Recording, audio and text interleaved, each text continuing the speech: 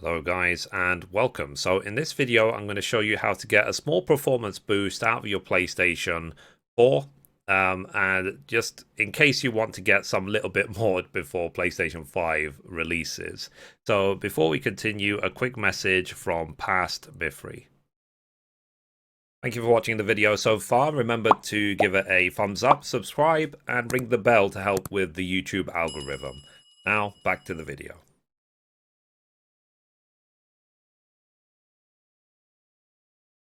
Okay guys, so what we want to do is we want to look for the power button on the front of the PlayStation 4 and we want to hold it for 3 beeps. So there will be the initial beep of it switching on, keep holding it, it will beep a second time, and keep holding it still and it will beep a third time.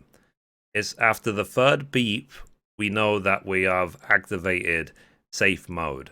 So as you can see, I'm holding this as long as I can, waiting for the third beep to happen, and then we are ready to continue with what we're doing.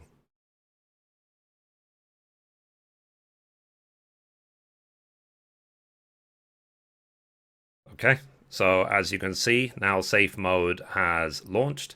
If it switches off again, just press the PlayStation button on your controller. Okay, so as you can see, safe mode has now launched. If your PlayStation switched off while you're holding onto the power button, press the PlayStation button on your controller and it should launch.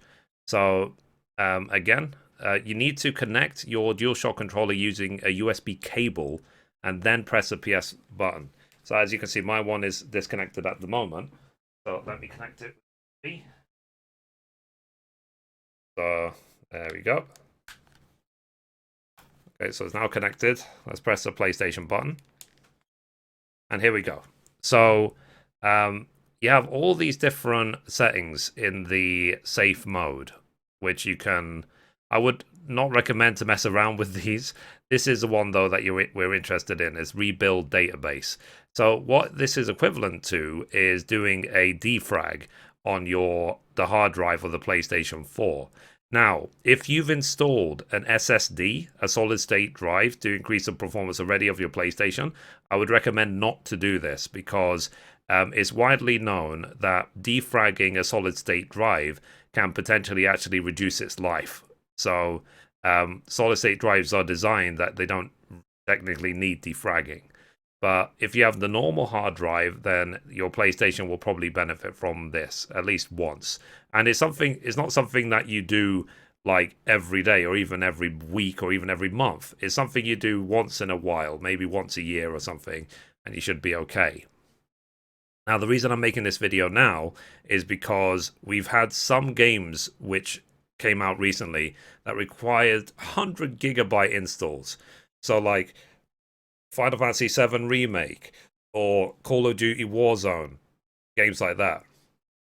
So this could benefit you. So let's click Rebuild Database. The database will be rebuilt. It might take a few hours to rebuild the database. So like I said, this is potentially a defragging. You're not going to be at risk of losing any data from your PlayStation or anything like that, as long as you don't power down or switch off during this process. So any technical issues, please direct them to Sony. Please do this at your own, what's it called? Your own risk, let's say.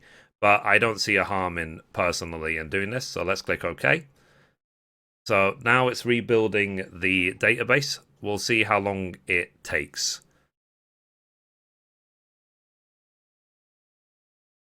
Okay, as you can see, the PlayStation will probably switch off and back on again 1 or 2 times, and then it will start this process.